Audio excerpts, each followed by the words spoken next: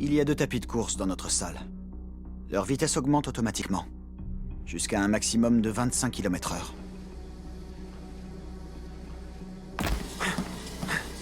Usain Bolt est capable de courir le 100 mètres à 37 km/h. Je suis incapable d'en faire autant, mais cette machine monte jusqu'à 25 km/h. Tu veux qu'on remette ça? Voilà ce que je lui ai dit. Une seule télécommande pour les 2 machines. C'était la règle du jeu. On court d'abord à 13,2 km/h, puis on montera rapidement jusqu'à 25 km/h. Le premier qui attrape la télécommande et appuie sur le bouton d'arrêt d'urgence remportera la victoire. Dis-moi, il n'y a pas d'employé dans le coin? On est bien tout seul. Assure-toi qu'il n'y a personne. C'est à propos du client qui vient pour du coaching personnel. Cela fait maintenant 2 semaines que je n'ai pas de nouvelles. Je m'inquiète un peu. Eh bien, vous devriez peut-être lui passer un coup de fil. On garde les mêmes règles que la dernière fois? Bien sûr, on perd si on appuie sur le bouton avant les 25 km/h. C'est quoi ce regard? Détends-toi un peu. C'est pas la peine d'être aussi sérieux. Je vois que tu n'es pas du genre à oublier une défaite.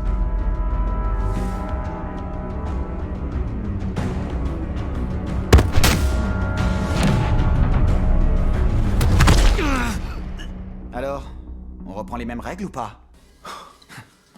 Dis-moi, tu fais du cinéma et du mannequinat, c'est ça?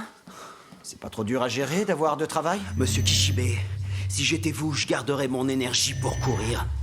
J'ai accepté votre défi. L'épreuve a déjà commencé. Je merderai pas comme la dernière fois. Vous allez prendre la pire branlée de votre vie. Rohan Kishibe. Ça alors? Mais...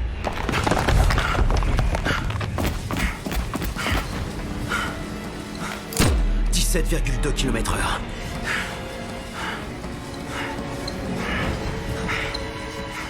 Ton corps, on dirait qu'il a pas mal changé, n'est-ce pas?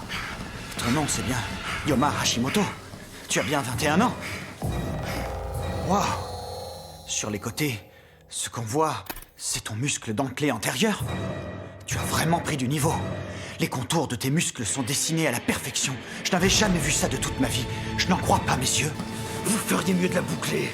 On arrive à 18 km/h.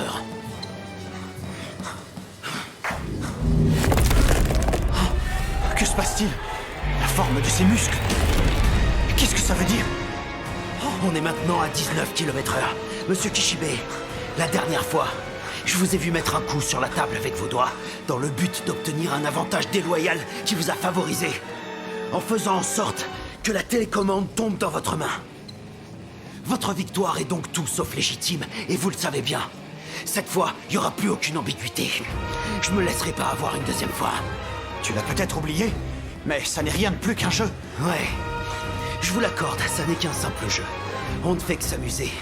Mais le vainqueur doit être désigné de manière juste et honnête. C'est d'autant plus vrai que dans un match retour, la victoire doit être claire et définitive.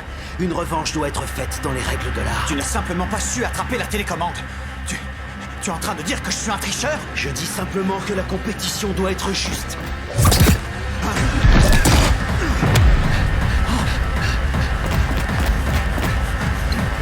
Mais qu'est-ce qu'il fait?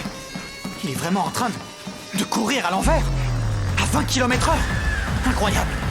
Quel athlète exceptionnel! Par contre, à quoi il joue? Pourquoi ne court-il pas à l'endroit?